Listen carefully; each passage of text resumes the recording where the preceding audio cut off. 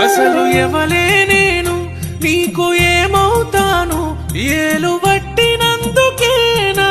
ఎంటున్నావు తాలి గడితివె నువ్వు చివరిదాకా నేను తోడుగా ఉంటా నీకు నే అమ్మవుతాను